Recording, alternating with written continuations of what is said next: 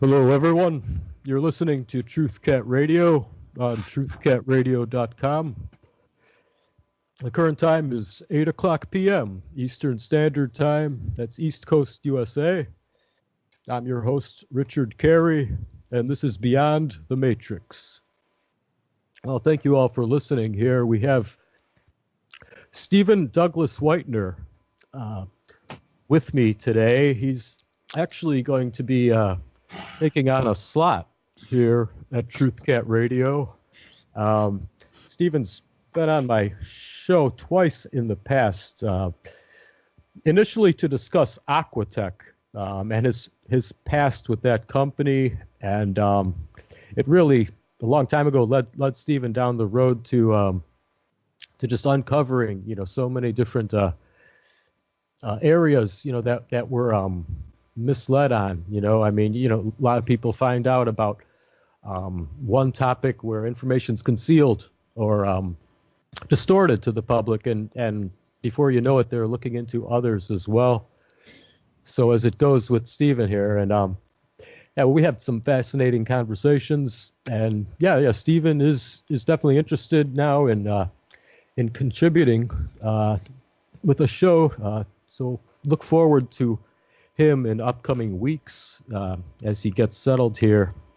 So we're just basically going to have a nice recap of a lot of the current events here today. There's been a lot actually out there that we could discuss. So I didn't really want to worry too much about. I had a couple guests I was trying to consider for tonight and what they wanted to discuss, but this seems like a good topic for getting Steven more acquainted with the network here as well. Thanks, Steven. Glad you could be here tonight. Thank you, Richard. It's good to be here. Great to be back. I enjoyed talking with you before. Great. And and I guess I should just mention to everyone out there, please help out, support the network, because we do completely rely on your donations. We are completely listener supported. And we appreciate all those regular donations, but any spare amount you have, first time donor amounts sometimes help keep everything paid, and those little donations sometimes do make all the difference. We need to keep Truth Cat's litter box full. Yeah. Exactly. And and I'd like to say hello to JP and everyone who's listening over at Wolf Spirit Radio across the pond there. We do appreciate the simulcast, and do always appreciate the extended listenership. Well, Steven, I don't know if you want to give a little recap. We always have new listeners circulating through. A lot of people don't catch every episode as well. I don't know. Would you like to refresh us a little on AquaTech? I mean, you're going to be starting a show. We'll probably have you mentioning your past and your biography a lot in the next upcoming weeks. But we want the listeners to get to know you a bit more. So, I don't know. Why don't you talk about AquaTech a little to start, just to introduce yourself again? Well, I was employed by this company, and locally here it was called AquaTech, and basically they were criminals. They were running a con that in the guise of being in the guise of being a hazardous waste treatment facility, and it was. I was told one thing, and I came to realize that what they were doing was taking waste in and being paid to treat it, knowing the whole time that they were open that they would eventually become a Superfund site, that the EPA would shut them down. And I found out what was going on, I didn't want to go along with it. I was injured in an accident with hydrogen chloride gas. It just really, and it was basically an attack to try to shut me up. And I tried to expose them. No one seemed to be interested until I'm sorry. I don't remember the details about that with the hydrogen. Oh, yes. Well, yeah. Could you describe that a little first? Yeah. Well, when they told me when I was hired that they wanted me to be their quote unquote receiving chemist, and they were going to build a nice state of the art facility, and I would be in charge of calibrating, certifying all the equipment, hiring the people to build the lab. And in the meantime, please just check the shipments that come in. They call them, make a little fingerprint sample, and we'll send it to another lab to get it certified, that it's really what it is, and just sign the manifest. And after doing that for about a month, the first thing that I had calibrated was the Geiger counter at an engineering firm locally, and went back to check some of the things and found that, I'd signed for stuff that was ticking that they had no license to carry, that shouldn't have been there. And when I went back to ask for the manifests back that I had signed, they said, okay, we'll get them together for you, but you have to, one of my duties was to check all these gas cylinders that were sitting out in a field on pallets every week. And you're saying check them with a Geiger counter? Oh, no, just go to make sure that they're all still there. You mentioned a Geiger counter, though? Yes, I that was the first thing that I had calibrated and certified, and I went back and found radioactive waste that shouldn't have been there. Radioactive. So were you contaminated a bit unknowingly in that process? I don't think so, but not with anything radioactive, but definitely with this gas. Mm-hmm. And there were no barcodes at the time. I had a clipboard, and there was a little label, and I went down the list and went to check every cylinder's label to make sure the cylinder was still there. All right. And some of the stuff was very toxic. And as I was checking all these cylinders, I kept coughing, getting worse and worse. I came to one that had a big plume coming out from it, and I should have just left then, but I got on the radio and said, there's one leaking. Well, what is it? I went to check the label, and I got a lung full of it, and by the time I got back up to the hill, I was really choking on it. I burned inside there in my sinuses and respiratory system, and I was out for about 6 weeks. And when I came back, they had no more use for me. They just fired me, told me what I had found there, leave it there. I'll end up back there in an overpack, which is like a big plastic 85-gallon drum. You put a metal one in. And what they were doing was just taking the waste in and not doing anything to it, knowing that they would be shut down in the future. And the only thing they treated was something that was explosive or would catch fire that they had to do something with. And once I was fired from there, I tried to call DHEC. That's the local Department of Health and Environmental Control, EPA, even local media. And people didn't really want to hear it. I guess that they'd heard about this facility a lot in the past because they had a lot of explosions there. They detonated different explosive waste, and that people would complain about that. But then they had the first accident, and that was a drum of phosphorus trichloride heels, which is just a waste product. It's like a black tarry substance that's scraped out of the reactor when phosphorus trichloride is manufactured, and it uses arsenic pentoxide as a catalyst. And if any moisture at all gets to this, then it will catch fire.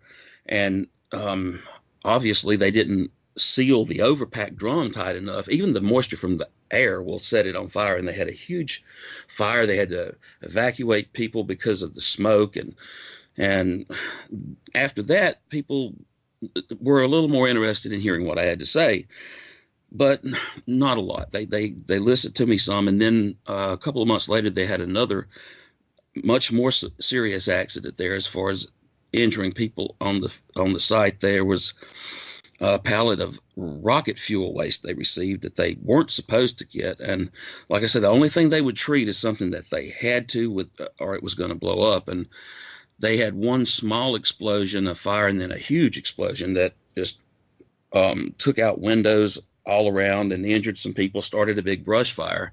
And I'm pretty sure how that accident happened, that they would be moving out through a field, big forklift that was kind of like a bulldozer, and drums that would be sitting on the pallet had nothing to secure them, no banding, not even duct tape. So one of those drums fell off, exploded, caught fire. The other ones caught fire. Then all three of them went.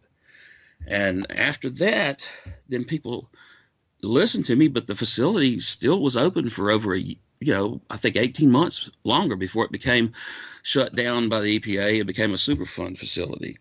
And they already weren't really doing what they were supposed to with most of what was coming in, only in situations where they absolutely had to. Otherwise, they're pretty much just setting up golden parachutes for all of the Exactly right. Just they were milking all of the corporations, the companies that had paid them to treat their waste. About 6 months or so before they were shut down, maybe even a little longer than that, one of the, I guess it was the president, sent a letter to every company that had already paid them to treat their waste, telling them that it appears we're going to be shut down and become a Superfund site. If you'd like to buy back your waste from us that you say have just, for an example, say you paid $1,000 to have this drum of waste treated, you can buy it back now for $30,000 because if the EPA comes in, they can fine you for the whole facility, for the whole cleanup. So why not just give us the 30 grand and avoid all those fines?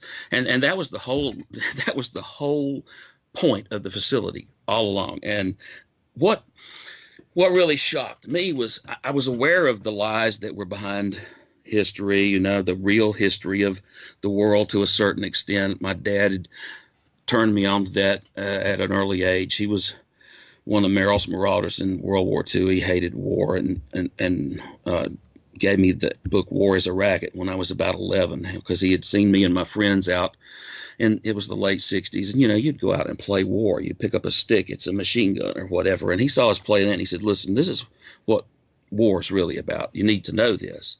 So I knew some of that, but I didn't realize the impunity that these people acted with, that they could just get away with anything they want. After that happened, I was afraid for myself, thinking they would come after me because I had tried to tell on them. They could care less. They knew that they were going to get away with it, that they were part of that club that George Carlin talked about that we're not in, and they were in that club. And that was a real eye-opener for me. It's something that kind of defined the rest of my life, I guess, that one incident. And that was like January, February 1990 when I was injured with the hydrochloride gas. And then over the next year and a half or so, it was September of 91 that they were finally shut down. Okay, But, hang on. I got a question here. Yes, Stephen. Name of the owner. The owner of AquaTech. Yeah. That's a good question. I know who the president of this facility was Michael Peterick, and the corporation was based in Wisconsin. They came down and purchased a facility that was called Gross Labs here. Dude, we need to know these things. Okay, listen. Yes. Okay, now you have homework. I don't know whatever you did between now and then, but now you actually have homework, because if you're going to be part of TruthCat, first of all, first thing I'm thinking right away is your safety. Okay, I'm thinking, okay, let me see, mobster. Okay, mobsters. I'm thinking, all right, well, we don't have to worry about that. They're not going to screw with us and all that. Mm-hmm. You get to be under the TruthCat umbrella, but I need to know. So you're going to have to go back and see. This is like if we're going to add them to the enemies list, you're going to have to give me a lot more information. Okay. Well, I will go back and find what. Now you're gonna have to go. Now you got some homework. You're gonna have to go back and get all the name of all the principals. I need. I wanted to hear if there were any Weinsteins or Carlucci's or that kind of thing. Okay. Well, the main owners of the parent company from Wisconsin were some high-powered Mormons. There you go. Okay, all right. that's and they were very in with military. They did a lot of work for the military. We had mustard gas there. We had phosgene. We had a lot of explosives. The pious ones always are. Yeah. They spend a lot of time in church saying praise, and then they don't feel so bad after that, right? Exactly. But I'm still here, and they're not at this point. But I'm sure they're still out there. I'm going to go back to 1 minute delay. See you guys later. All righty, thank you. Okay. All right, so get more information. Like Steven said, as much as you can provide him, because he does take it upon himself to help protect. All of us here. It is a bit of an extended family. The environment we have here. Well, so that was the beginning of, or I don't know. That really shook me as to the way the world really works. And at this time, this was right after the Berlin Wall had fallen, and they had just taken Ceausescu out, and there was a lot of changes happening in the world.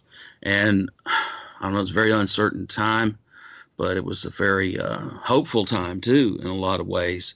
So I felt a lot of hope that, okay, maybe the world is going to get better. But you mentioned also just being shown how much war should be treated with more reverence. You mentioned your father even. Yeah.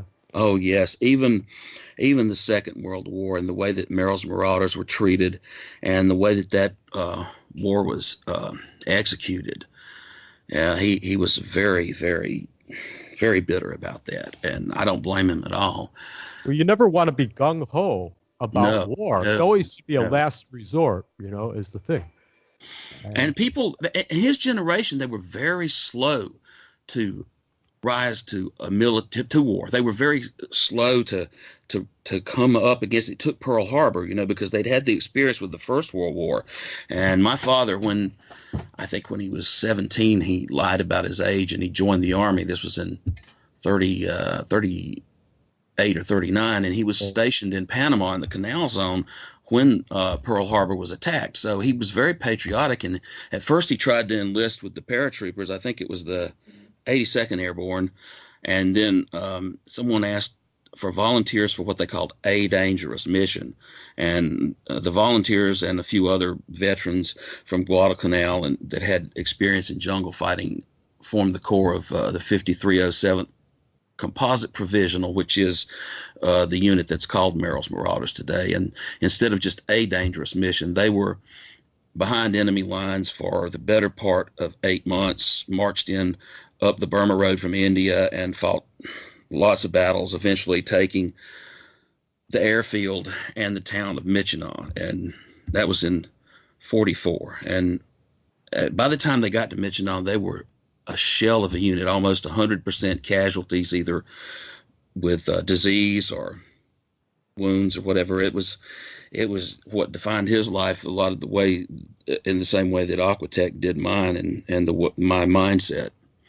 Well, yes, he took the best decisions based on the information given to him. We find out later how much, the sentiment of each country was, manipulated really for the will of. He considered Stilwell, who was over the theater, that he was just a political hack, and really he was more about Stilwell. That's where his loyalty lay, not so much with his troops or with the country. And a lot of the troops in that theater, I believe, felt that way about Stilwell. And General Merrill, who was over the Marauders, was more of a absent general. He had some heart attacks, and his heart was in the right place, but it was damaged, and he wasn't in the field as much. He was in the hospital recuperating a lot of the time that they were fighting in Burma. It was Colonel Hunter who really was the leader of Merrill's Marauders, who marched in with them. And that's a whole other story. That's something that I'm very passionate about because of my dad, and have read a lot about it. I would really like to see an accurate film made that portrays their experience in Burma. There was a movie in the early 60s called Merrill's Marauders, which was about his unit, but a lot of the Marauders really did not like the way they portrayed in that. It was just more gung-ho propaganda than anything else. I mean, it was almost like an ad for the upcoming Vietnam conflict in a lot of ways. It was in the early 60s. I believe it came out right after the Kennedy assassination, and it's just an interesting timing. But, that's who I am. And I have some very strong opinions, and I've been very curious about things all my life. I used to be a constant reader. Lately, for the past few years, I've had this smartphone, and I haven't finished a book in probably 3 years, but I used to read every chance I had. My nose was in a book. And a lot of the things that I learned were not what I was taught in school, and definitely not what was being portrayed on the media as to the way the world really works. And that.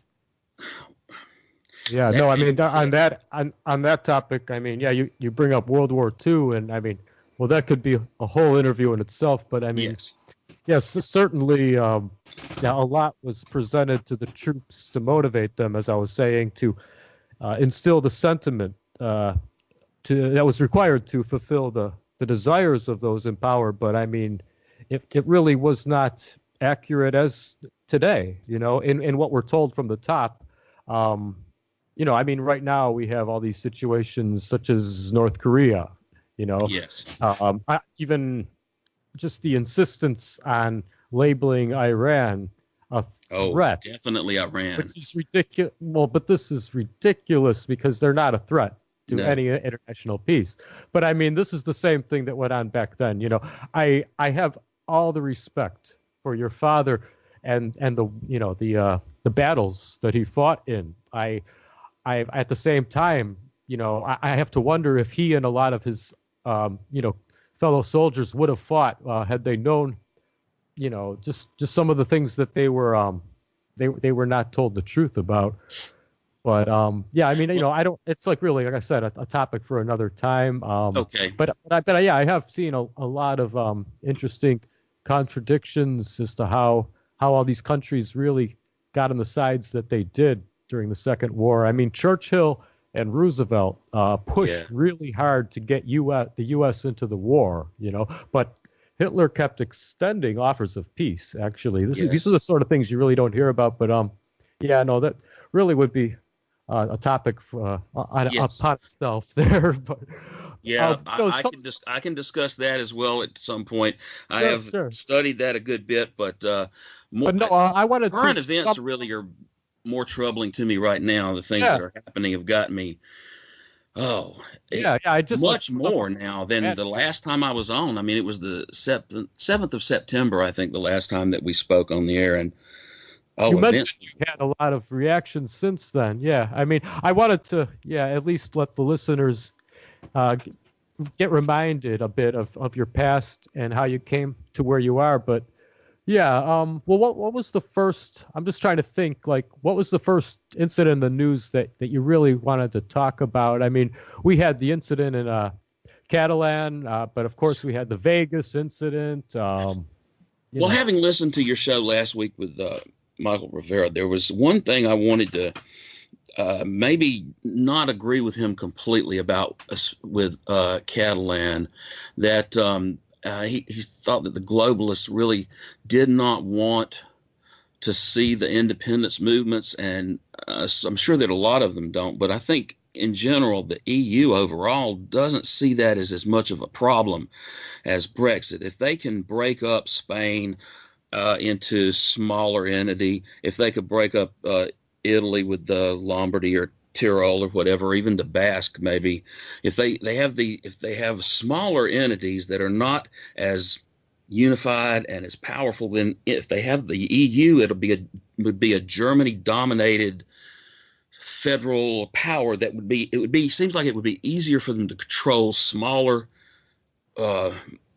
entities that were competing with each other. Yeah, it's kind of like what they seem to want to do in the Middle East, carve small pieces that are easier to bully around. The Kurdistan issue comes to mind there as well. And also they split Libya up into basically 3 sections. It's like they're trying to divide and conquer. I believe you were trying to interject that as well. And so I'm not sure that the separatist and nationalistic impulses that people naturally have are not being played at a higher level. There's a thing in Catalan especially that they call the 300 families. There's a group of oligarchs there that the people there, they refer to the 300 families. It's a big, they just are basically the mafia in control, but they're also you would say the robber barons of that country. It got a long history there where they controlled the slave trade in their colonies overseas and et cetera. And it's these same 300 families that are still in control, and they are the ones actually pushing more for the independence than even the common people. And then they're financing people on the lower levels, and they've gotten everybody together because they do have this kind of identity as a separate area, at least a unique area, as almost as a nation of their own. But I'm not sure that that's going to come to pass. Is they passed the the referendum. But what is likely to happen, I think, is that these 300 families will try to obtain better concessions from the central federal government in Spain to get a better slice of the pie for themselves, while holding that independence referendum as a bargaining chip. I think that it's people are being played more than it is a spontaneous uprising is kind of the way I look at it. I'm not sure that that's completely accurate because I'm not there, and I'm not an expert on it, but I've learned these things over the past few weeks, especially that about the 300 families and the fact that the movement is being financed from that group as well as some outside people like Soros, who broke apart Ukraine, tried to turn Ukraine to the EU, and when they all didn't go along, then it was kind of it split, Crimea joining Russia. So yeah, I do get that impression. I do get that impression as well that that it's being set up so that all you can do is choose the lesser of two evils. Mm-hmm. But either way, you're going to fall right into what they already have planned for the two alternatives. And I think that trend will continue throughout the world, that groups of people, there's a new sense of nationalism, that people want to be affiliated more with their nation state or their tribe, their race. You just inspired me to I don't know, is it proper to quote someone without their permission? You think that's appropriate? Sure. I don't need, as long as you give proper. Yeah. I don't know. Yeah, sometimes people, I don't think that anyone would have a problem with that. But no, you made me think of an interesting post I came across just earlier today, actually. This was from a gentleman who used to be affiliated with a publishing company. I know. I've had this one gentleman who's affiliated with the Swedish alt-right on my show last year, Daniel Fryver, and he has a publishing company. I've in recent times questioned some of the material that he's published, some of the connections and associations that some of their people have been pushing the movement toward, especially regarding the Russian influences. But that's a separate topic. Point being, this other gentleman had worked for his publishing company, and I follow a lot of people on Facebook and a lot of them on other social media as well, and they're not always people I agree with everything on. I have a lot of friends, I'll agree with at least a good amount of things, I'd say, with most of my friends, but I think a lot of people should be a little open to a little more diversity, just to spread the truth. When you fragment too much, that plays into the whole divide and conquer thing. But it's not good to be in just an echo chamber either. Definitely. Unexamined ideas are not worth having, I don't believe. Oh, totally. Yeah. I couldn't agree more. I'm just trying to find this quote here. Go ahead. You were you commenting on on that a little more? You were expanding on what I just said, were you? Well, I believe that this trend is going to continue around the world, that more separatist movements will come up, and that perhaps it would be seen that smaller entities would be easier to control and play off one another than stronger nation states. And I'm not sure how that will go. As always,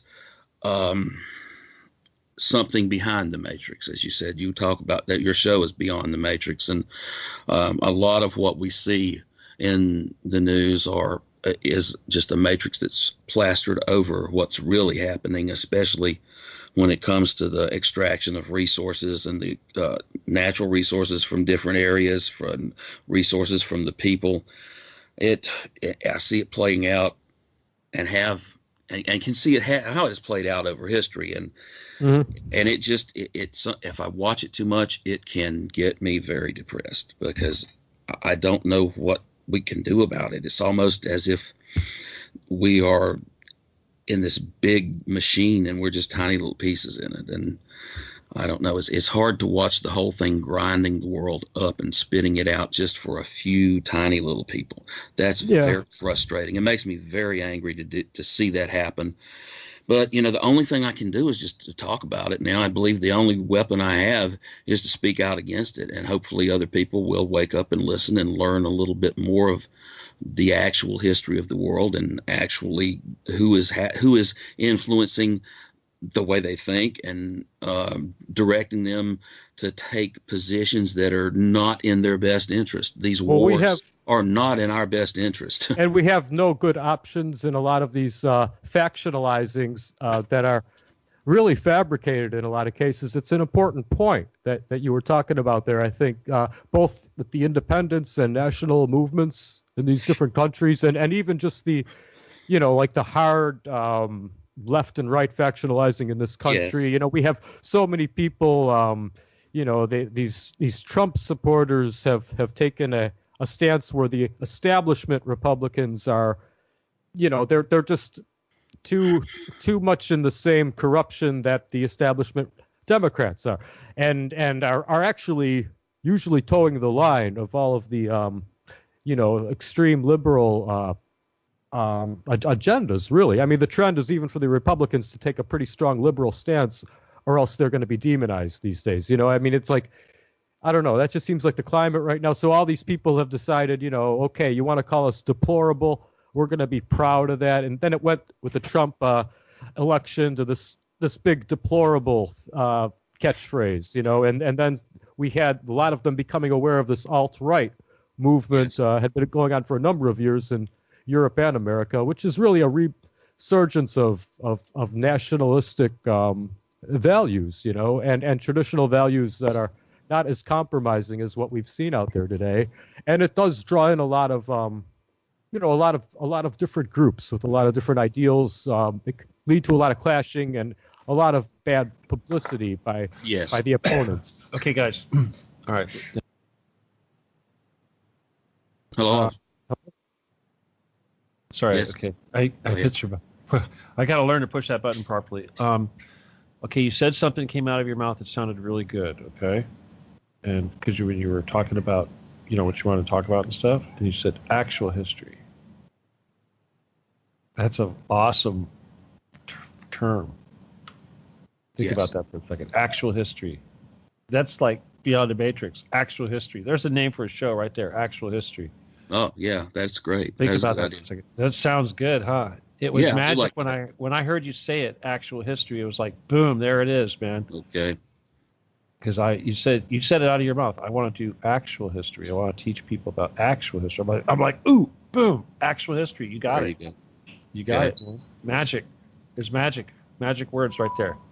And it's difficult to get just the average person who is, in the matrix, into the pop culture and retains maybe some of what they learned in school to look at the actual history. I mean, you could say, look, read Tragedy and Hope and the Anglo-American establishment, but that's hard to do. I mean, Carroll Quigley, he was an academic. He wrote like an academic. If you need to doze off at night, turn that on audio books and you'll snooze pretty quick. But the information that's in there is the actual history. And it names names too. It tells you who did what, basically, who our owners and enemy are.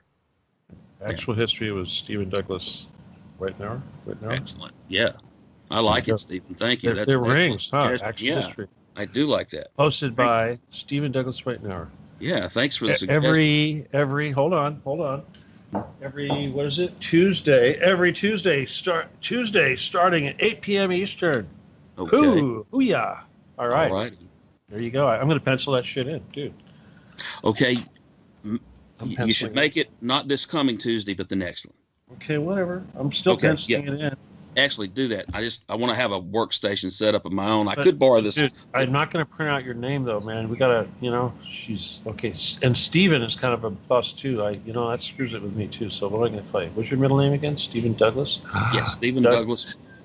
I call you Doug. Steven Douglas Whitener. You're a D as well, aren't you? A Steven D. Steven D. Kelley. Okay, I'm going to call you Doug, man. All right. S. Douglas, huh? Okay. In honor Douglas. of my father was named Douglas Whitener. Yeah. Actual history. S. Douglas. So that even has a good ring to it. No, it doesn't. Sounds like a 30s TV or what is it? You know what I mean? A furniture store or that's like a teenager's divulging something. You know. S. Douglas Furniture and Appliance. No, come on down. Actual, we can save you money. It sounds so good, man. Actual history is a winner. I think so too. I think that's a great idea. Thanks, Stephen. And you know what else is? We're going to get the web page. We're going to get the Facebook page and stuff up real quick too, because I got to find out who the heck is using that name now. You know, so a week from Tuesday, first show. A week from Tuesday, and you know what? When this thing kicks off and is all big and you're famous and all that, you better have the URL. You better have the domain.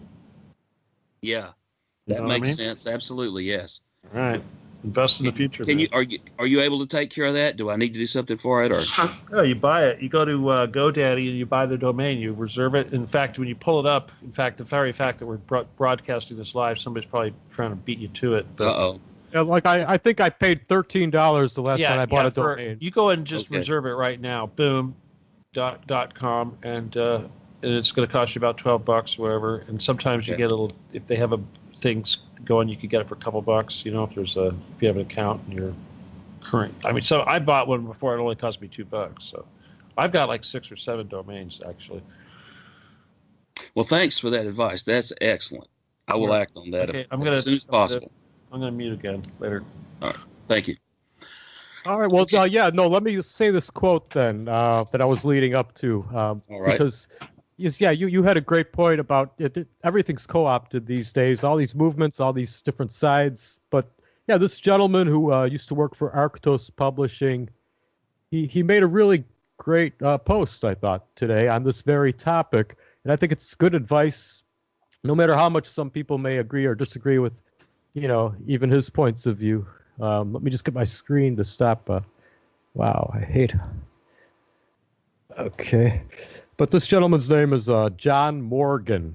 And I hope he won't mind me quoting him here.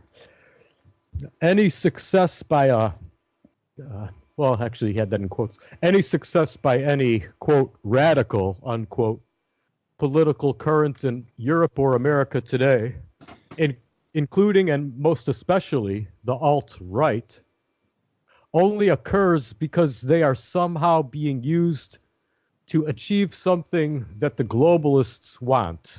Now, he goes on, the only rational course of action at this point in history is to withdraw from active politics and focus exclusively on the development of one's self, and as far as is possible, one's own locality in accordance with these principles, and locality including people in one's own circles of friends and family who may not be geographically nearby.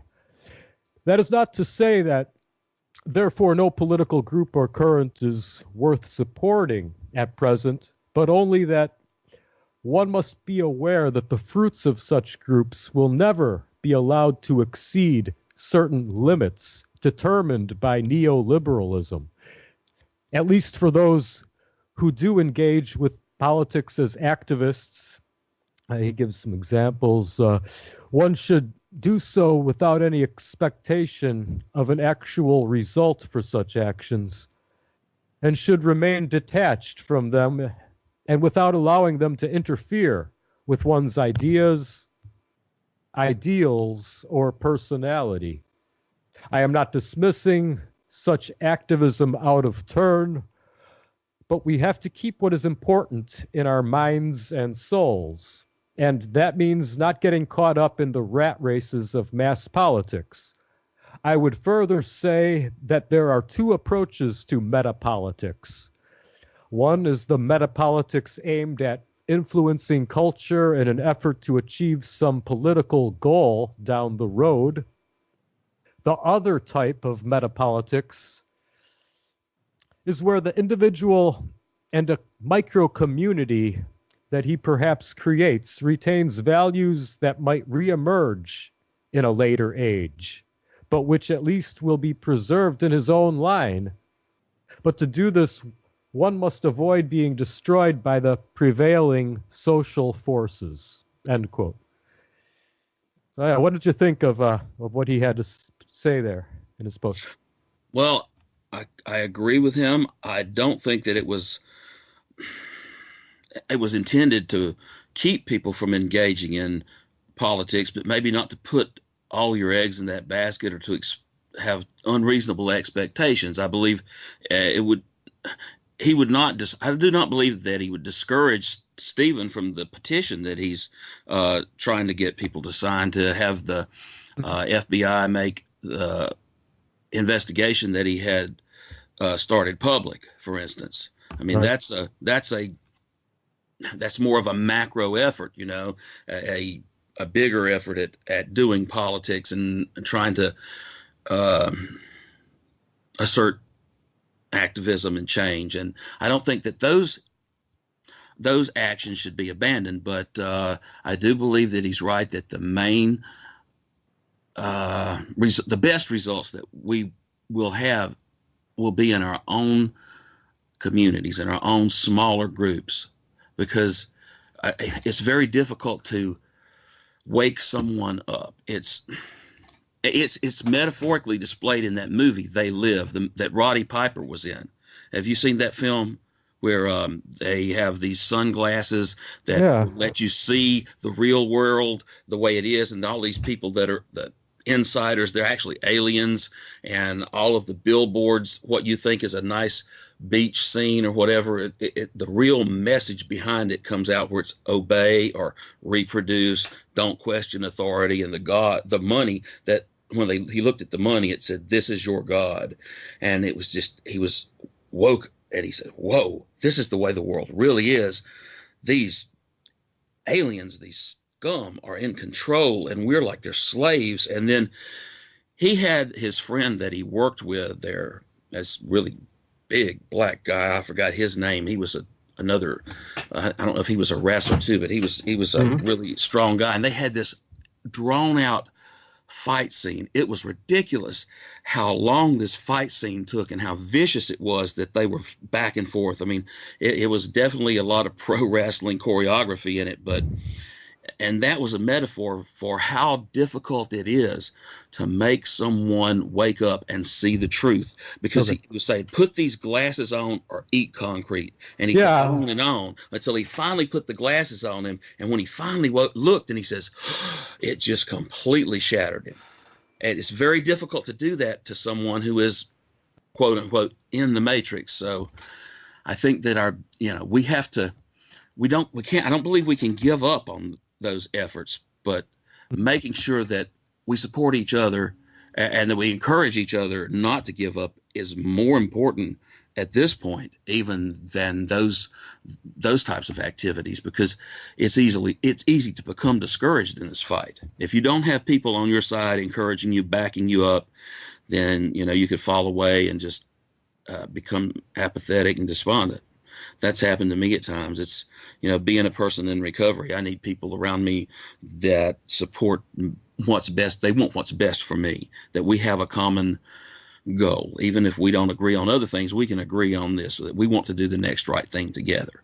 I suppose the things that I've liked about this gentleman's quote was, well, he was, well, like you say, he was saying we shouldn't abandon these, kind of like how you put it, as not putting all your eggs in one basket, or that sort of thing. But yeah, I like how he refers to metapolitics, first of all. He and his colleagues have used this term a lot, and it really refers to, everything outside of politics as well, basically. All that really must be considered to truly, affect the political climate and the culture. That's really what it comes down to in the end. So there are a lot more factors that are too often overlooked, and why a lot of movements fail because of that. And then later, how I don't know. I like some of these phrases that he uses here, like the two approaches. When he talks about something that's more for a later time, influencing culture in an effort to achieve some political goal down the road. And then I like this phrase of at least preserved in his own line. I mean, kind of like what the ancient Gnostics have always done, preserving the timeless knowledge locally, at least, and passing it on to the people in your tribe for a time in the future where there's a greater opportunity to maybe make change. But you have to get these ideas instilled in people's heads and win the war of ideas, as I've also heard it phrased by Freiberg. And I'll have I credit him with that completely one. agree, Richard.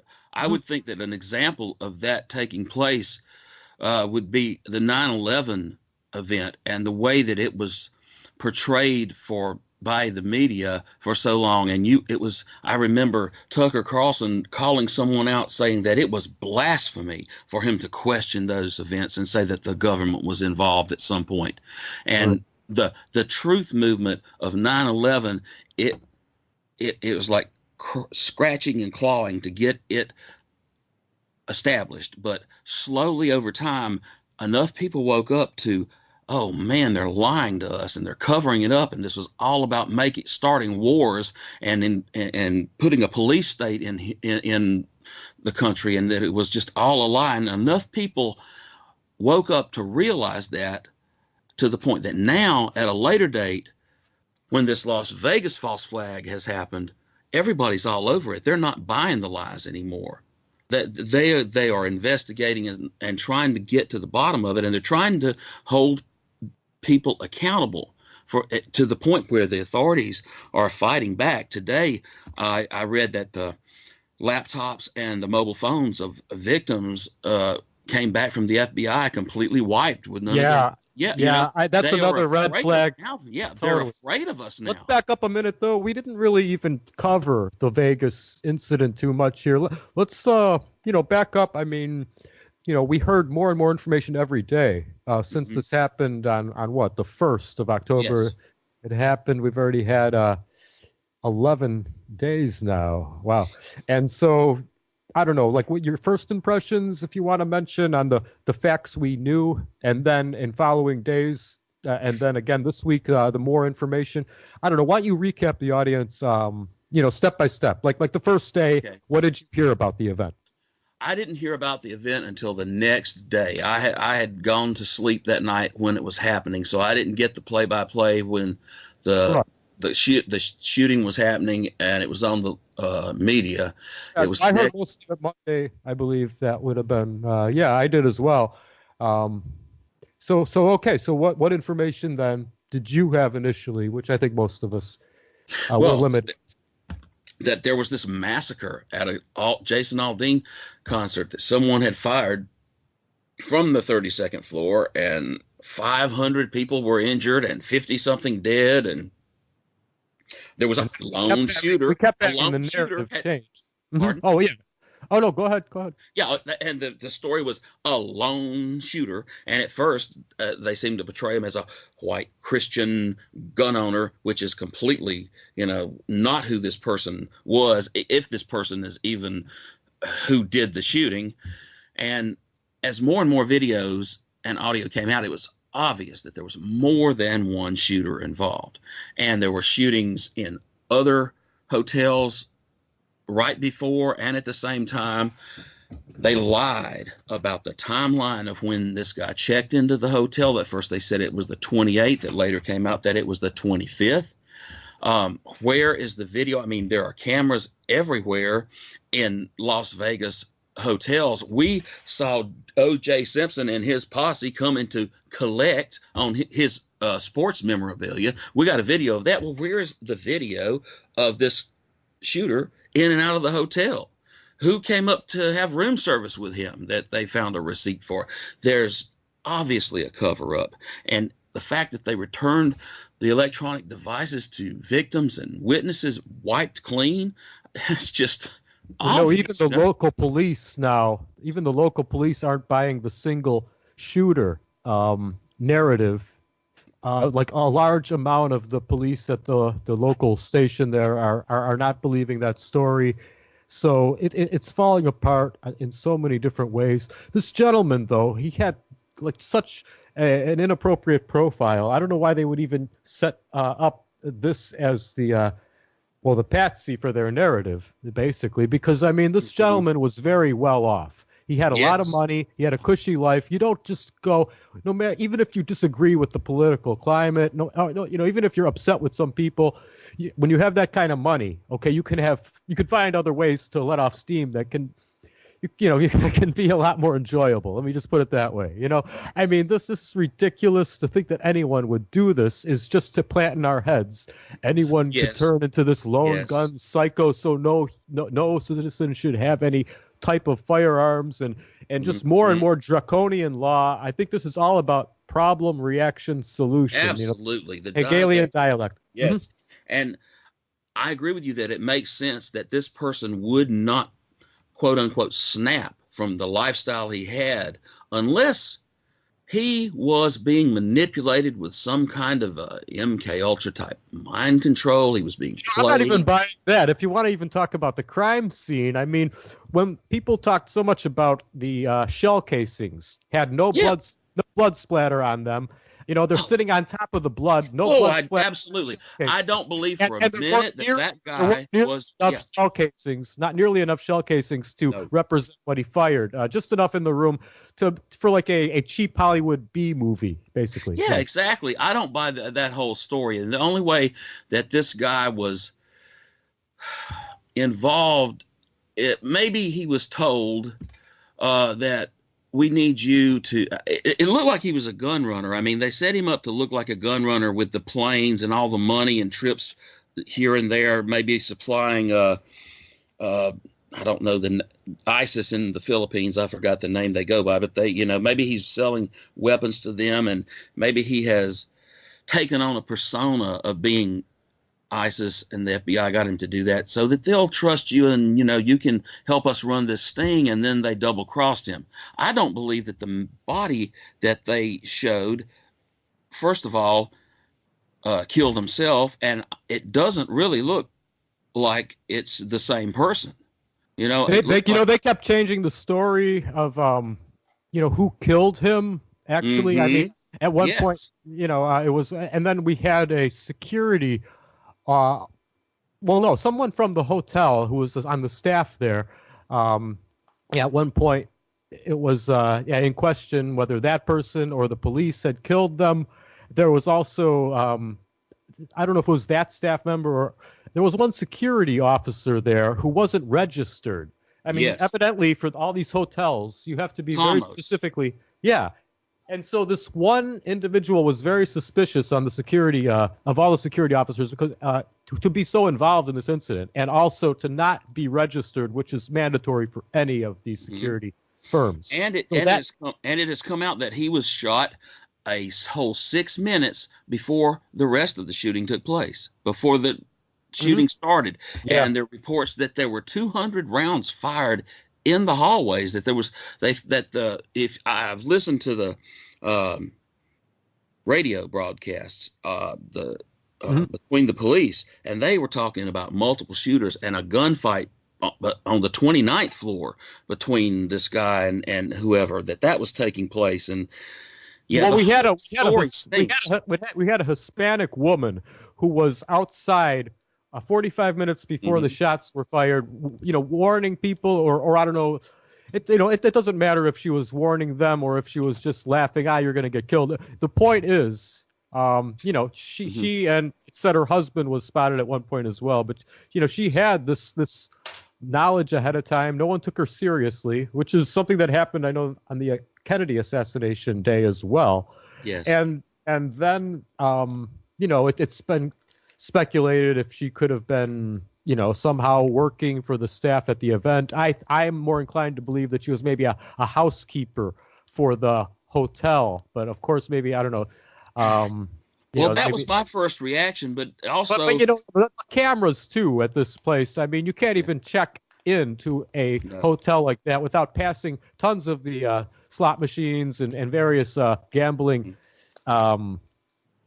options, and they want you to spend as much before, during, and after your checkout there, obviously, so it's set up that way. They have cameras, therefore, all over you the whole trip from the entrance way past all the gambling to the check-in desk. To not have the footage you would expect for any and everyone passing through there is also just ridiculously suspicious. Aside from this Hispanic woman outside 45 minutes earlier for an early warning, punching another hole in the story, is early warning number 2, which was a warning we had actually, it seems, from the hotel staff. Yes. Supposedly, that he reported. I guess this was a staff member I mentioned a few minutes ago, but he had actually reported, I had wrote down here, there was a shot fired in the hotel long before the ones that were going out the window at the crowd. And that was reported, that he should have been, that should have been enough to subdue this gentleman before he even started shooting the crowd. But there was a long gap there, and that didn't, and then the opening fire on the crowd. Well, before that, there's a question of who shot the security I mentioned. Yes. There was a big delay for the police to come in after there was already a shot. I believe it took 72 minutes. Is that not ridiculous? There are so many conflicting stories with all of this now. The more information that comes out, there's so many conflicting stories now. It's just ridiculous to think that, and now we hear even the police locally there, most of them aren't buying it in that district. So, and one of the chief FBI investigators that was standing next to the sheriff, well, it just so happens that he's married to John Podesta's daughter. That's it. How is that? Well, that's just insane there. I just don't know where to go with that. Yeah. But having said all that, I do believe this is definitely a false flag. Don't think that it is a hoax on the level of Sandy Hook. I remember you speaking about Halbig and his investigation that was, about Sandy Hook. And I think that was just a total setup and a hoax from the beginning. And I believe that there definitely are victims, that there are people killed and shot. I've heard some people say, no. Well, there's no reason to say that. Because you don't, why do you want to stick your neck out if you don't have any information that you can believe, though? You know what I mean? Well, I'm just saying. Actually, I'm sorry. I was missing the break is actually right about to start here, Steven. Okay. Let's just mute for about 5, and we'll be right back, folks. Oh. Mute, damn it. Mute. Okay. All right, everybody. Thank you. And remember, this is Truth Cat Radio, www.truthcatradio.com, and you are listening to Beyond the Matrix with Richard Kary. And, of course, as with all our programming, we are 100% listener-supported. So I hope you're enjoying the subject matter, and I hope you're going to keep listening, and I hope you're going to continue to tune in every week and come back and listen to all the other shows. And when you do, consider dropping $1 or $2 in our PayPal.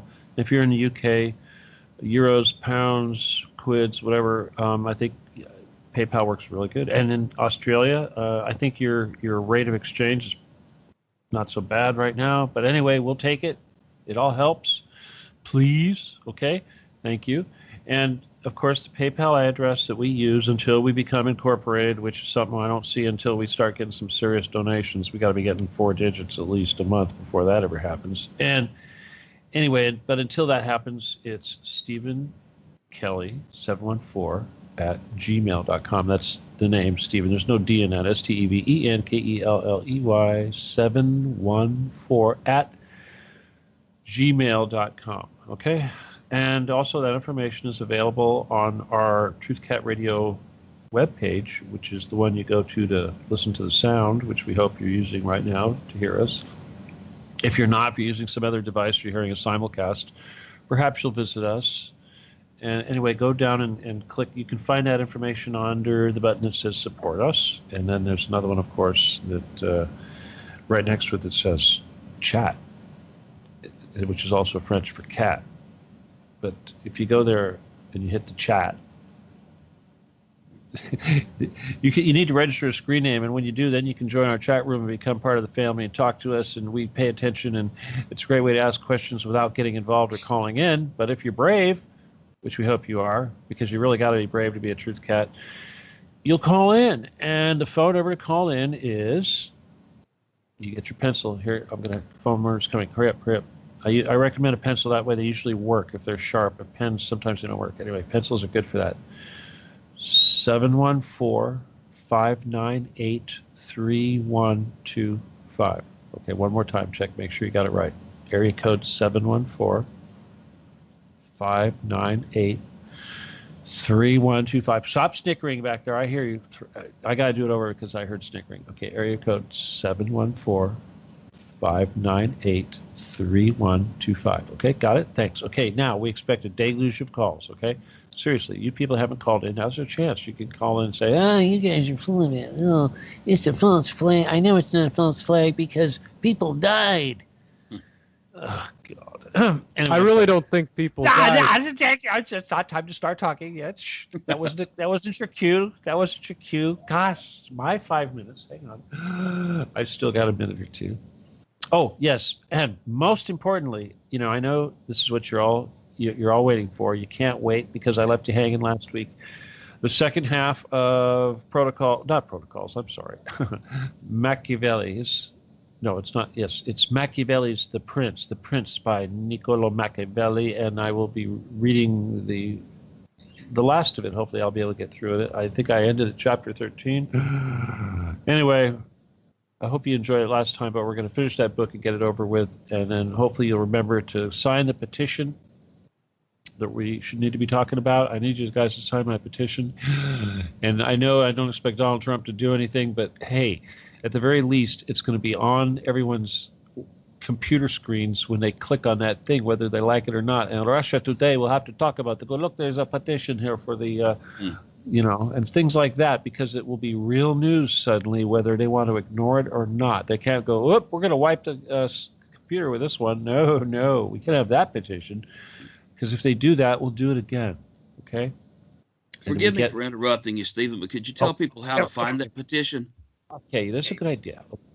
Well, the petition is available right now on the Truth Cat Radio webpage, the Truth Cat Radio Facebook page, my Facebook page. Of course, I'm in Facebook jail, so it's hard. And if Richard was a good citizen, he'd have it on his Facebook page, too. In fact, Douglas, see how I'm calling you Douglas? Yes. You like that? Douglas, you're going to be Douglas to me, man. All right. You're going to have it on yours, too, okay? Seriously. Absolutely, this yes. This would be the most important thing we do for the rest of our lives, because, I don't know, there's nothing that we could get, like, incredibly wealthy, have paradise on earth, and stop all the nonsense, and, the rest of the world will go, wow, those guys were right. And you know what that's going to be like, Seriously, that's worth it in itself. We could die, and the children will go, wow, those people were heroes. Anyway, so that's what all we got to do is spread this thing. And if the worst thing that could happen is we don't get enough signatures, which is bad. But if we get enough signatures, they have to do something. And even the fact, let me just tell you something. Even if we only got 6,000 signatures, it's going to still be way up on the first page of what they call popular petitions. And when people see it, once it gets big enough, you don't have to promote it because it'll be on the page. You could go to the page where all the petitions are, and they've got a list of popular petitions that you can peruse for signing if you see one that you support. And so, in other words, these things can take on a life of their own if we can get it up to a certain level. And like I said, if we get it up to a few thousand, 6,000 people, it'll be on the first page. It'll show up. If we can get it up to 100,000, will succeed. If we get it over 100,000, it won't just succeed. It's going to be making a lot of noise. That's what happens when you get over 100,000. It's like people are screaming. It's like, we only needed 100,000, but look, we got 300. Or we got 160. People notice stuff like that, like news agencies, like even, there's a petition right now to declare Antifa a terrorist group, and it's collected a lot of signatures. There's another one right now to arrest George Soros and abduct all of his assets. That one's well over the 100,000. Is that you, Stephen? Or Douglas? No, that was me. No. That picture's not going to work. Anyway. I found that one was on your profile when I was look at you in the past when I was collecting some. All right, so I thought that was a photo of you. Never mind. All right, you don't want to use that one? No, it's a little 70s. It's kind of 70s though. Shirt's cool though. Polo. Anyway, like I said, the big show's coming up after this, and Richard here wants to have something going on afterwards. Of course, I don't believe he can stay awake, on Thursdays for 2 shows. I don't know. What do you think? I think I could, if other people contribute once in a while, that would help, Otherwise, you're going to be there by yourself going, please call in, please call in. Yeah, I'm going to be sitting listening to that going, oh no. But I'm tired. Anyway, but no, like I said, if you're listening right now, and if you're listening, I thought this was a pretty good one. Oh, come on, enough of the pictures. See that one? It's not a bad picture, but I'm sure we can do better. The posture and all that. The little bear thing, whatever the hell that is. He's going to criticize every photo of you, Steven. And then this is the one that I used for the video. That. So awesome. Wendy wants to take a better portrait of me to submit for you, so I'll get on that one this week. High res, lots of all that good color and outdoor light, sunlight, and all that good stuff. And if I could, I'd like to encourage anyone out there that wants to call in. Please do ask me anything. Take task with me. I don't mind. I would very much enjoy that myself too. Okay. All right. Okay. Wait a minute. We didn't talk about any of the other shows. You know why? It's because we were trying to work out a schedule for you earlier, and so I don't have my schedule in front of me, so I don't know who else to promote. Well, I guess that's it because that's it for Thursday. But we'll come back on Monday with Shima Moore at 8 p.m. Right? With Metaphysical More, Metaphysical Monday, and Tuesday. Wow, not this Tuesday, but next Tuesday we have Actual History. Actual history. Excellent. Awesome. And then, of course, Dave Robbins with Mystic Freedom immediately afterwards. And on Wednesday, we come back with Freedom of Joyce at 10 p.m. Eastern. Of course, there's a spot right before her, too, that needs to be filled one of these days.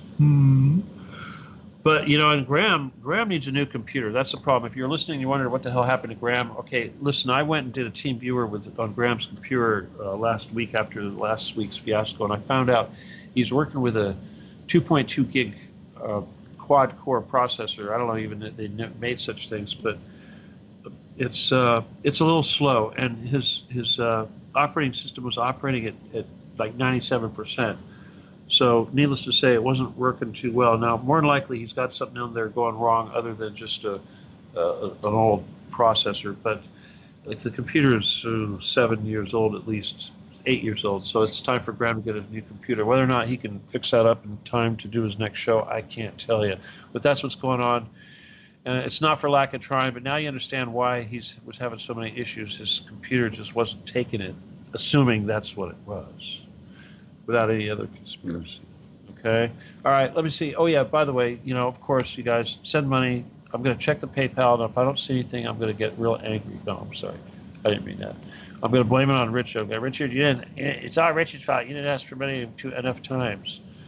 That's what other networks would do. They'd say, it's your fault because you're supposed to ask twice, and you didn't.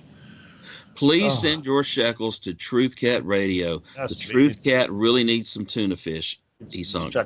I know, and you were saying earlier, you said litter box. Litter, no, trust me, litter is expensive, but, kitty litter, kibbles for the bowl sounds better, though, right? There you go. Exactly. I agree. No, I'm saying kitty cats. It was off the cuff. All right, anyway, that's enough wasted space, but again, if you listen to the show on YouTube, like it, please. Give it the thumbs up, leave a comment, share it on Facebook, and join the Facebook page.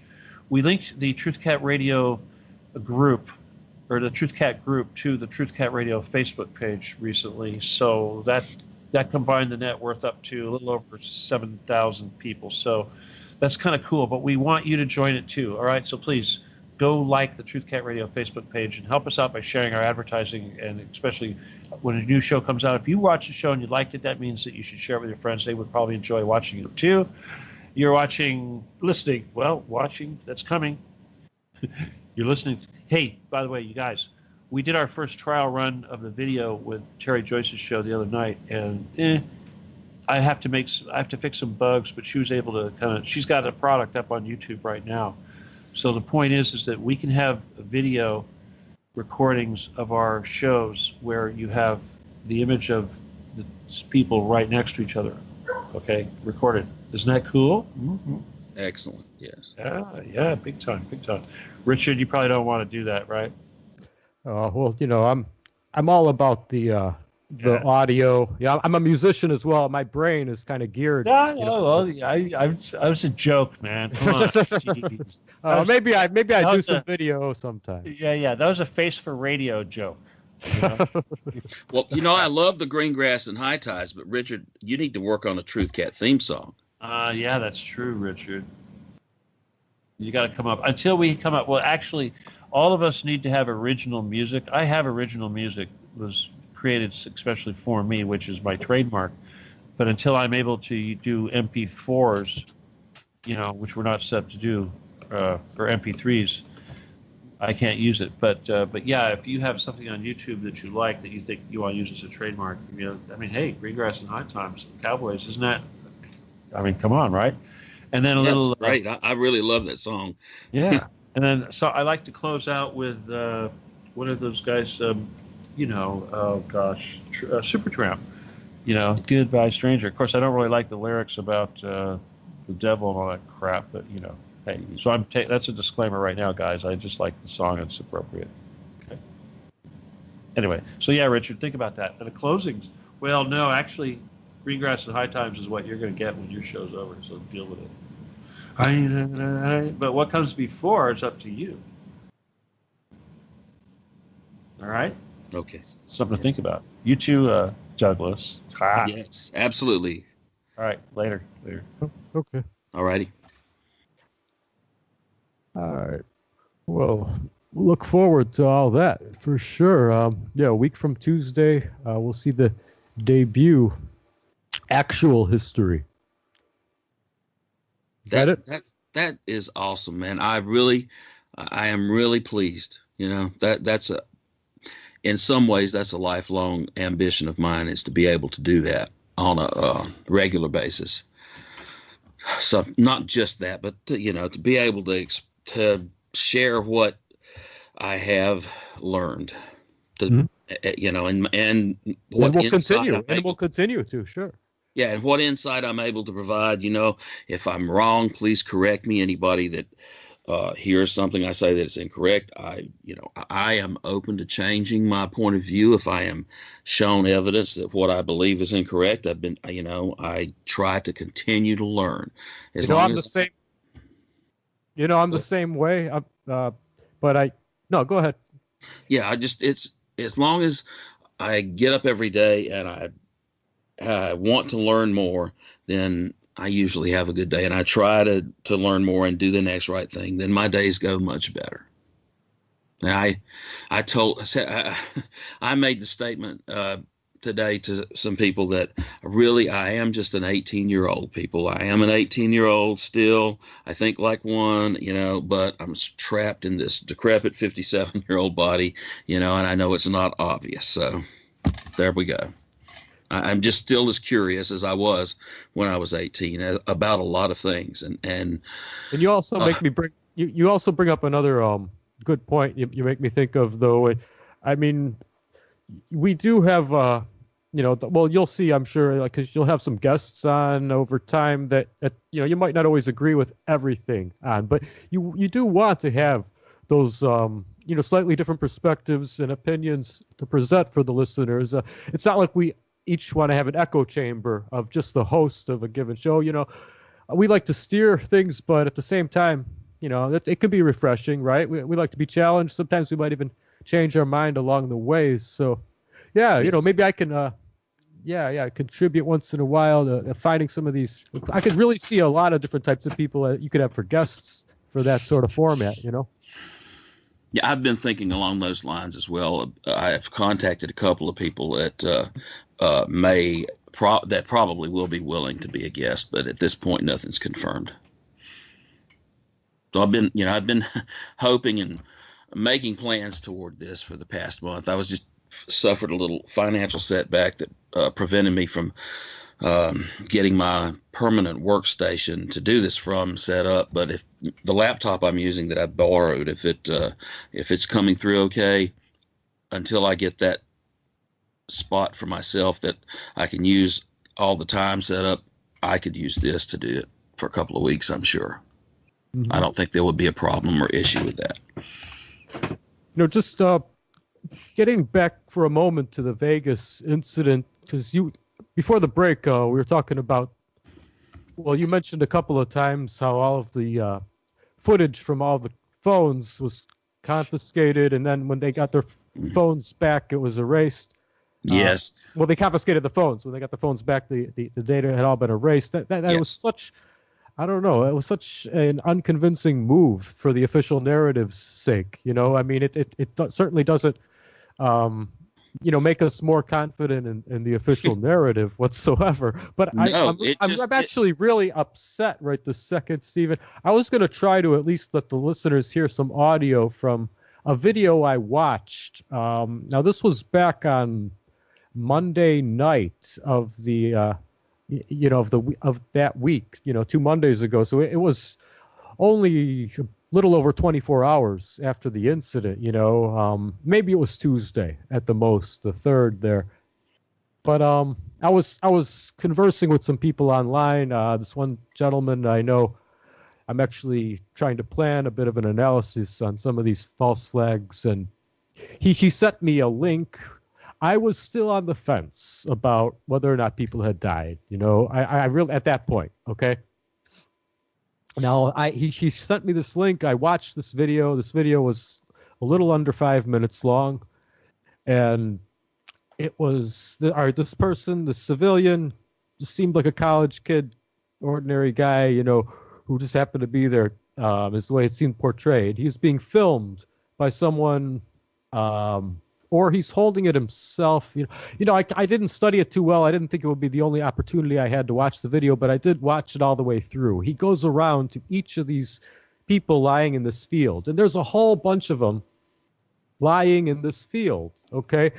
And it was very peculiar, okay? I mean, the way these people were reacting and interacting with him as he spoke to each of them, it was kind of, if you think of a staged haunted house or some sort of, like they have drills for military and police where they have crisis actors, and they, Yes. They have to lie in these positions or situations, and, they'll get a little giggly on the inside, but try not to let it show too much. But you can tell that their mood is not where it should be if this were what it's being presented as, basically. I mean, there were so many of these expressions I caught from these supposed victims as this person's going one to the other. Now, there was no police tape anywhere whatsoever.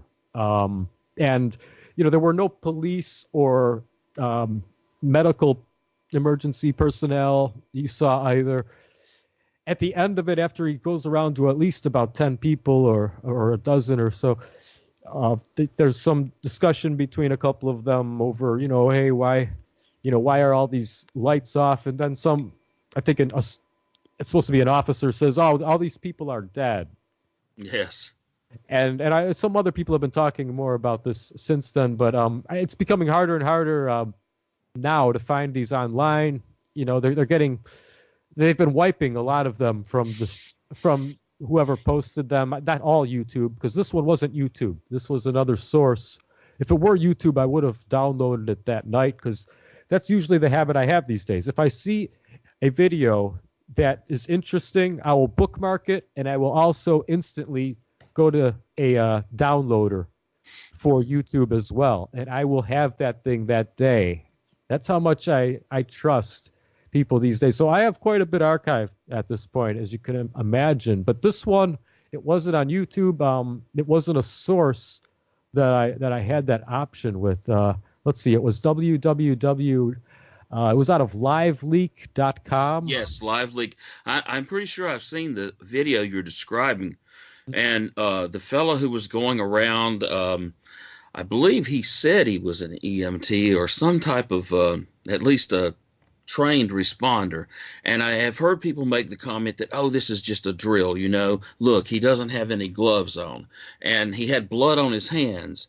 But to me, that spoke that it was probably more likely a real incident, because if they were having a drill with the crisis actors, surely the responder would be able to be gloved up and go by the protocols. They would try to go right well, to. Remember, we can't trust any of these videos. Is the point? Oh, I agree. Yes, we don't even know how many takes and how many recordings, even maybe at different time periods and settings, were compiled that could be out there at this point to also poison the well with disinformation. So, yes. It's really, you really don't want to. You certainly don't want to believe anything, but you don't even want to hold too strongly to any of these. Like even, without any evidence, there's no reason to. Is just the way I was saying earlier. I haven't reached a final conclusion, but just observe. Hearing what other people have said about it, and then observing it. I would think that a drill that was being conducted with crisis actors would probably be run more to the book with, the proper protective gear for the EMTs and the first responders. But I saved an image. I actually saved an image earlier. Now this could just be hearsay for all I know, but this was supposedly part of a it was an image of part of a conversation. Okay, and here, I'm just going to try to pull it up right here. All right. Okay. Vegas crisis actors. I guess I titled this. Just trying to get this to load. But yeah, I just saved this today. I will do that with images as well a lot these days. I'll copy it right away. I won't just bookmark it because too often I see things disappear later. And yeah, I wish I had a recording of this 4.5 minute video. But here, yes. Let me read this right now. This claim says, I contacted these 3 hospitals, all of which are the closest emergency facilities from the alleged shooting: Spring Valley Hospital, AMG Specialty Hospital, North Vista Hospital. I asked if they could check their registry for a gunshot victim that was taken there from the mass shooting at the Mandalay Bay Hotel. I received the same reply from each facility. There were no gunshot victims admitted to this facility. You may want to check with local police. One woman said, if you are referring to the crisis drill that everyone keeps calling about, then I'm sorry, there were no real gunshot victims. That was just a drill. If you don't believe me, call them yourself. Here are the phone numbers. It goes on here. Spring Valley Hospital, 1-702-853-3000.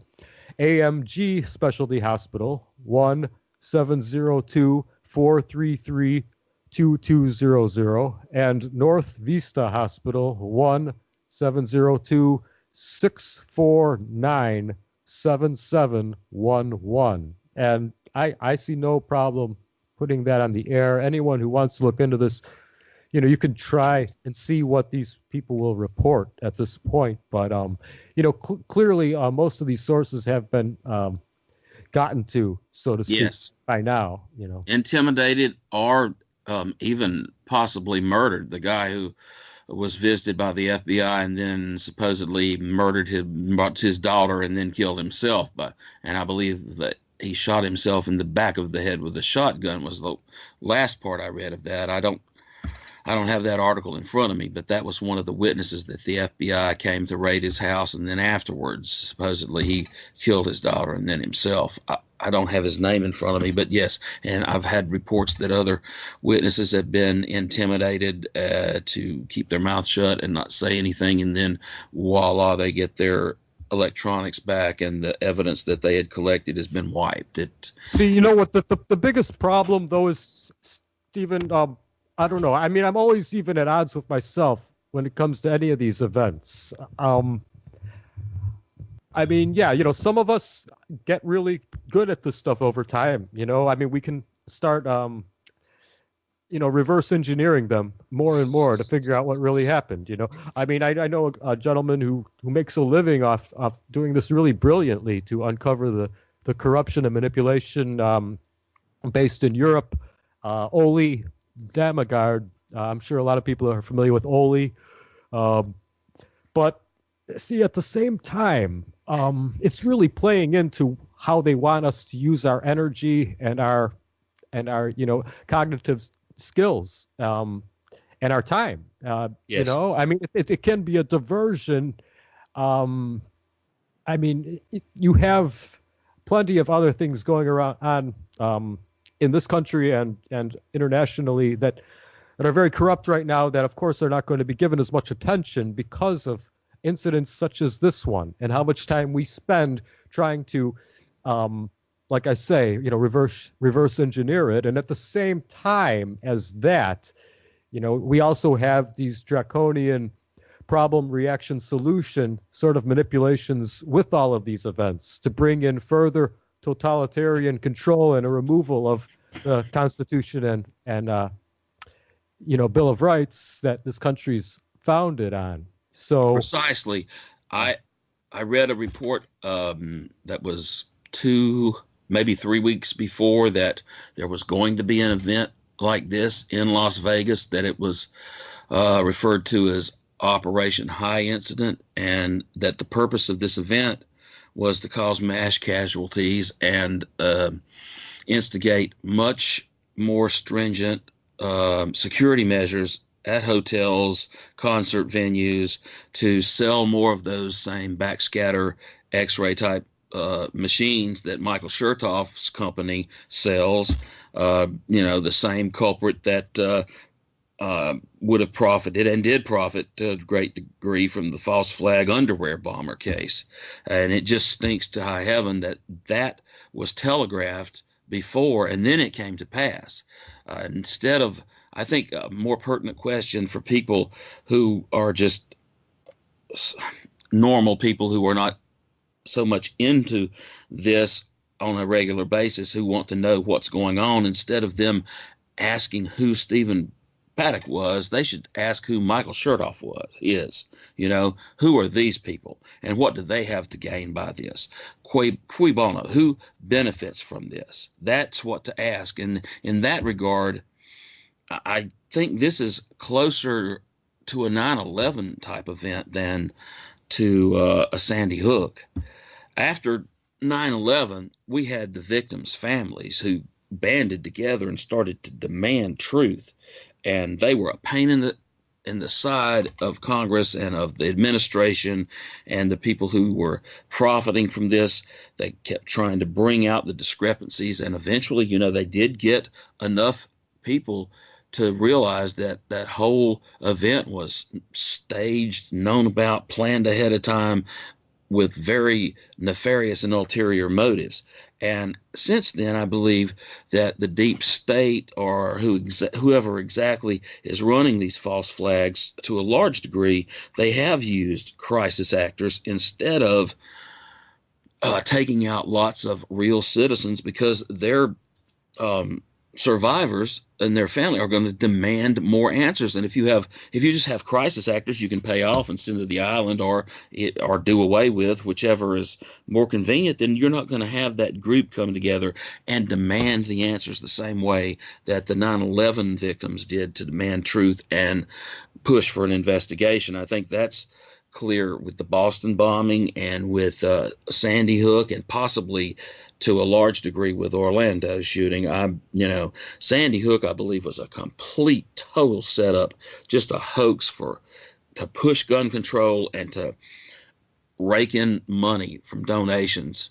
All the people involved, when you look into them, it's just, it reeks.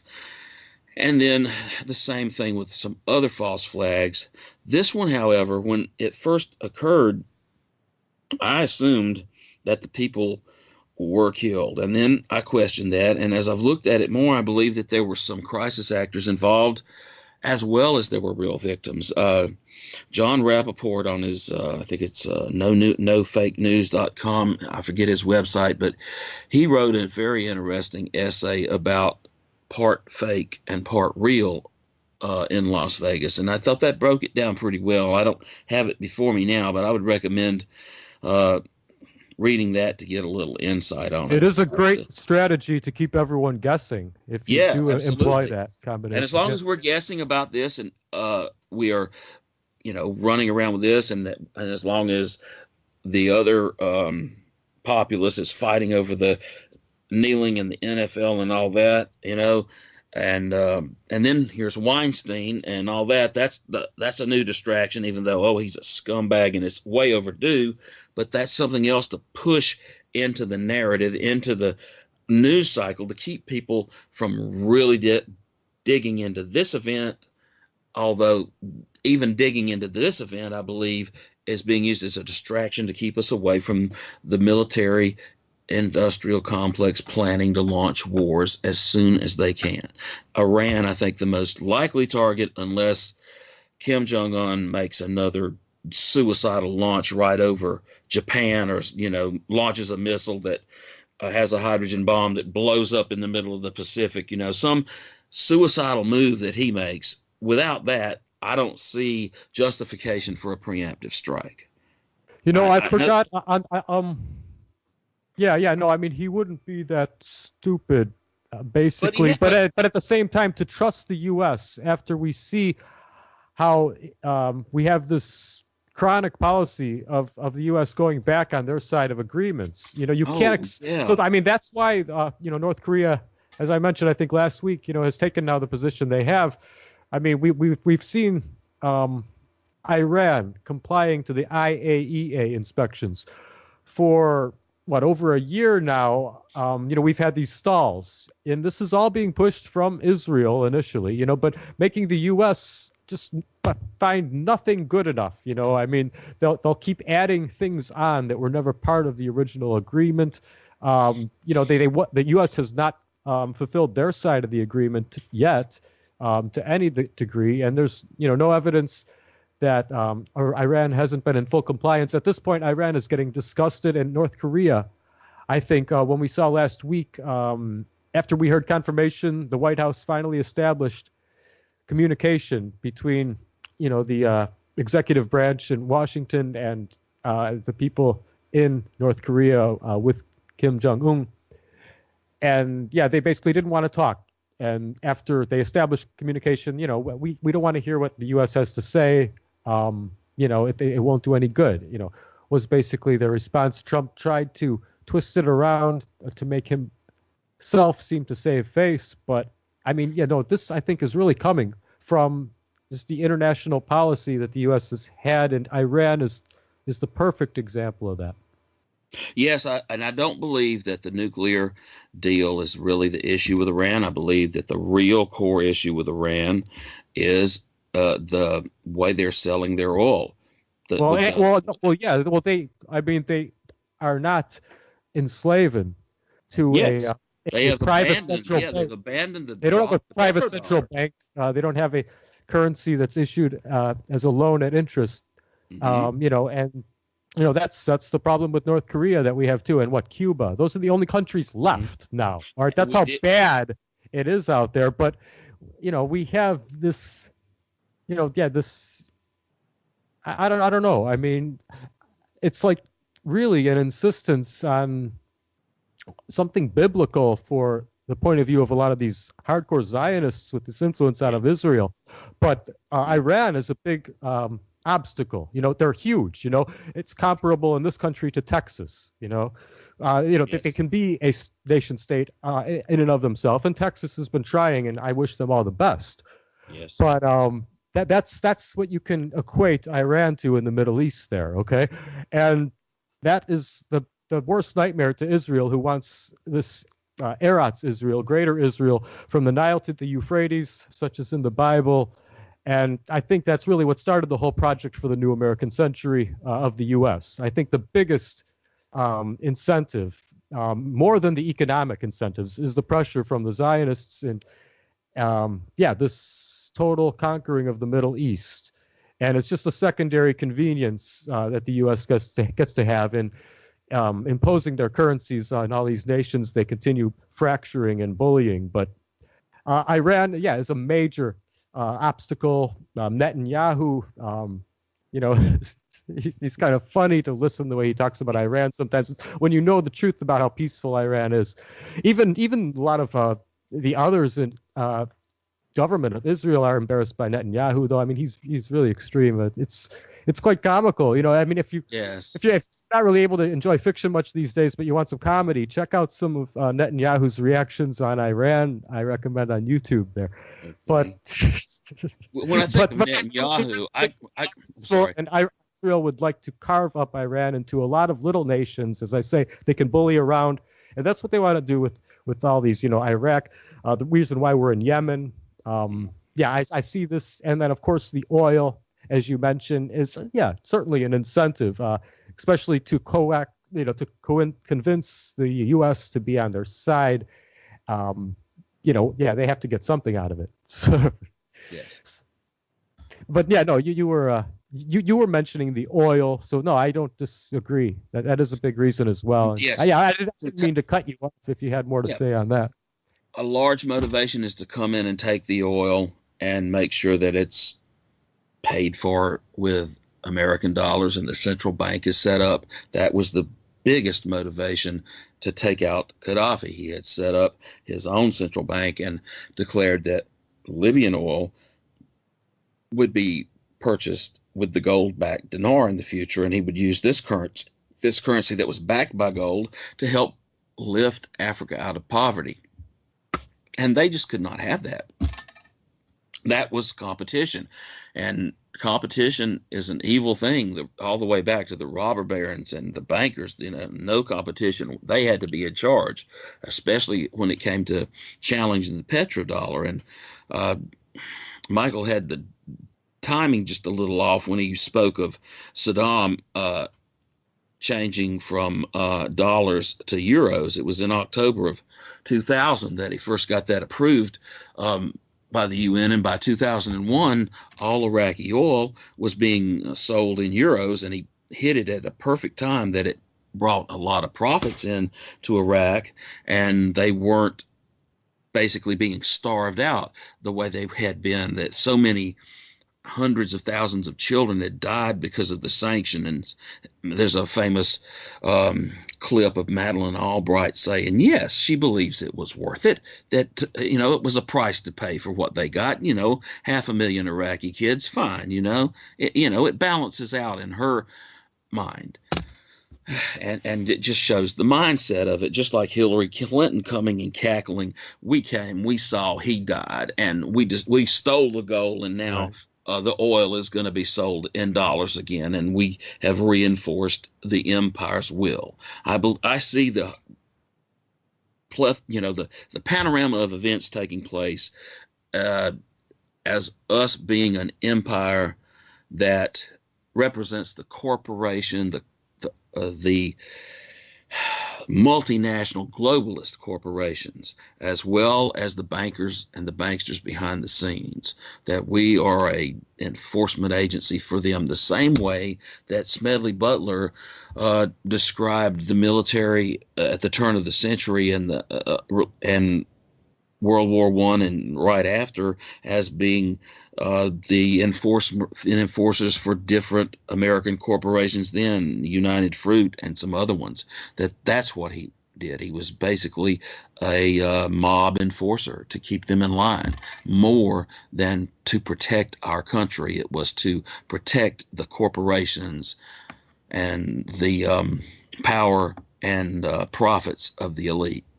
And that's continued to this day, and it has expanded exponentially all over the world. And I see in the events that are taking place parallels to the fall of many empires. There are 6 stages that empires go through. I forgot who posited that thesis, but it was very, very prescient. And we seem to be in the final phase of that, where decadence at home is ever increasing, that there are foreign wars that we can't afford, that the military can't fulfill its obligations. They can't get enough troops, so they are taking in non-citizens in much the way that the Roman legions were taking in Germanic barbaric tribes, and eventually that led to the downfall of that empire and the moral decadence and the social justice mental illness that permeates a large part of our population, I see that as a parallel to that empire falling, as well as some other ones.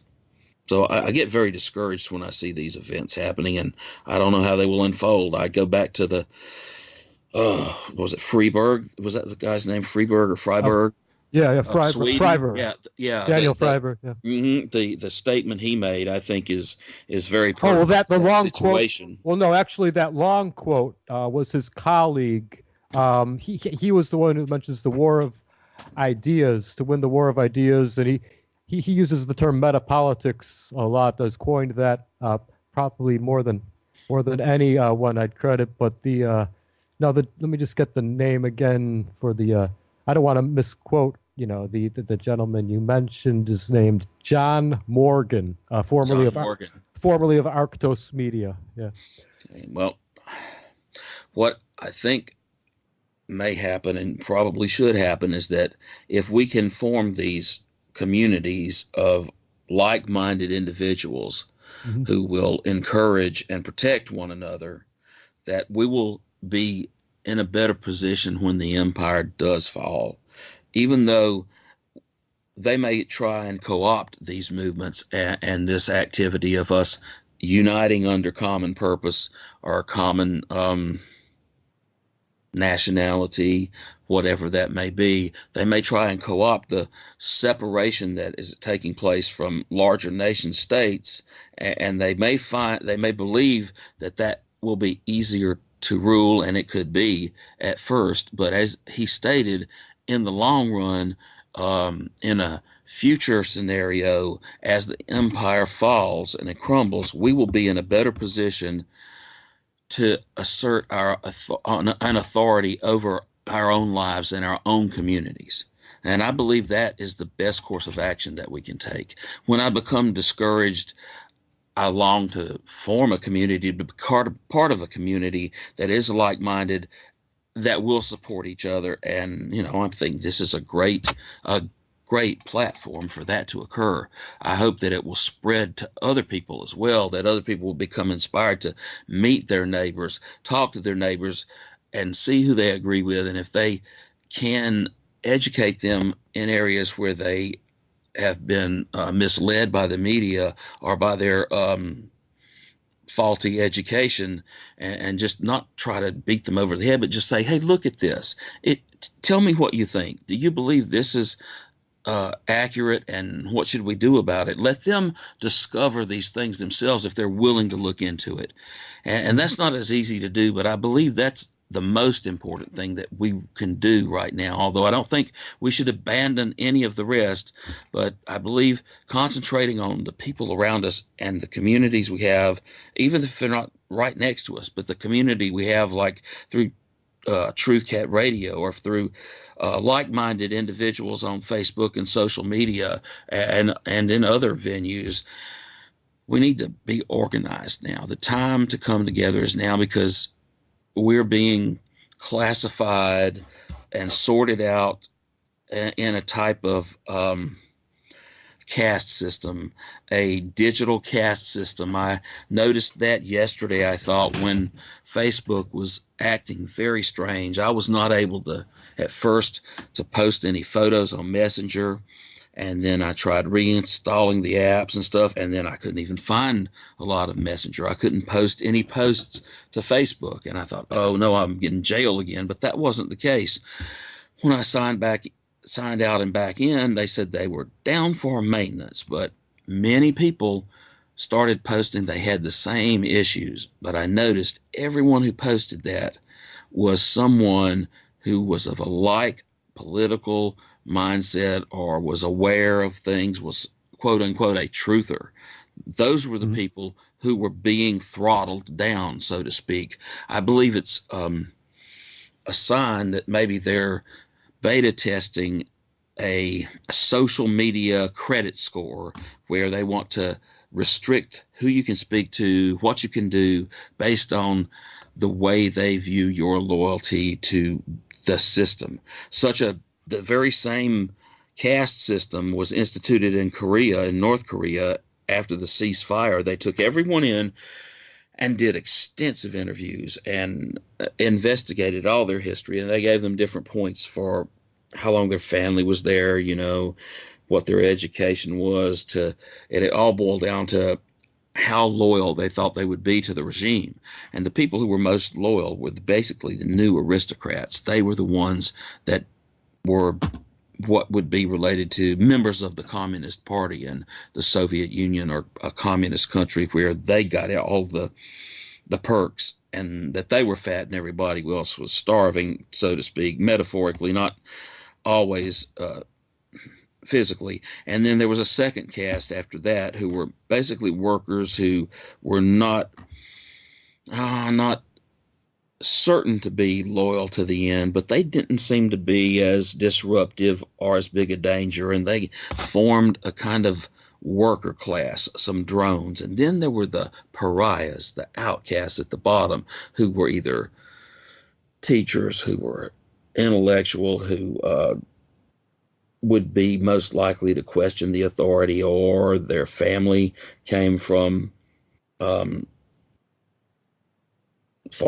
owners, from capitalism, and they were placed at the bottom of the list. And that caste system has existed since the ceasefire, and it's several generations old now. And those castes you cannot move from one caste to the other upward. If you do something wrong, they will knock you down a notch, and if you're at the bottom, then you end up in the gulag. And right, they have been enforcing that fiercely for 70 plus years, and it's a tough nut to crack. And well, what that's wait.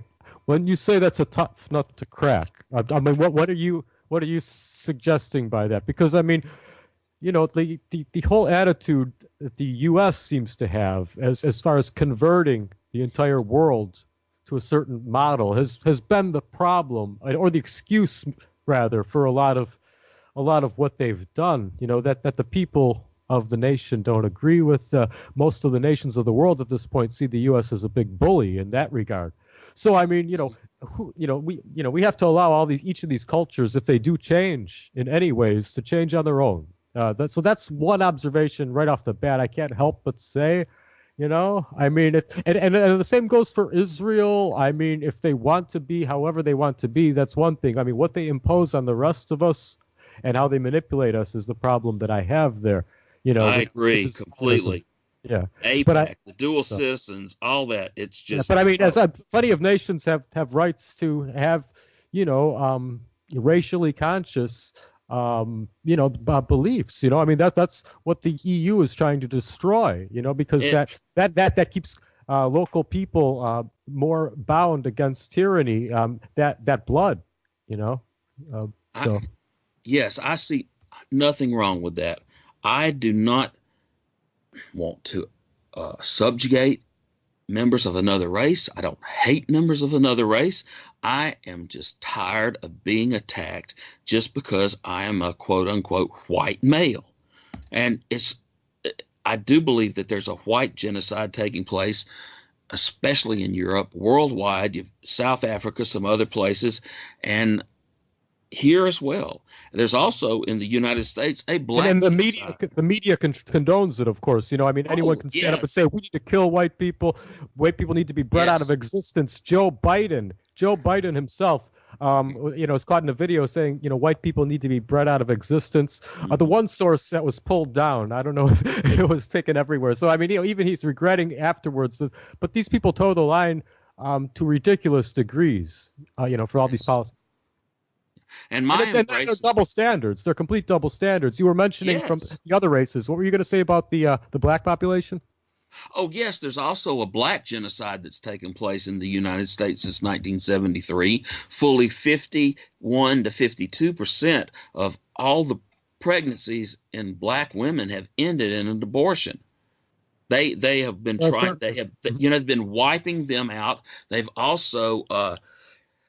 Well, there are different populations they like to shift around on the globe to manipulate, and right now it seems like a lot of Hispanics in this country and a lot of North Africans and Middle Easterners in Europe is their plan, you know, and Yes, if the you're not polarity those plan. races, you had better be LGBT if you want to be put on a pedestal. Because if you're a white Christian male or in a white nuclear Christian family, then you are the pariah. You are the enemy Jew that was in latter stages of Nazi Germany.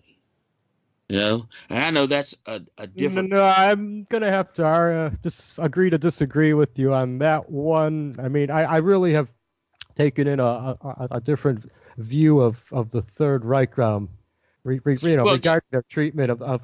I mean, I don't know. You know, there's so much history out there. I mentioned poisoning the well, and you take a little bit of truth and you mix it with a lot of lies, and you can do wonders.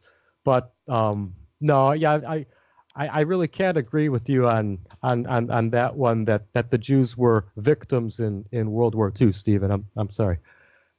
Well, not necessarily the elites and the Rothschilds, but your common Jewish person. That would be another, just like World War II revisionism. That would be a whole episode in itself, and I'm sure both our shows will have time for that in the future. You know, we just have about 5 minutes left here.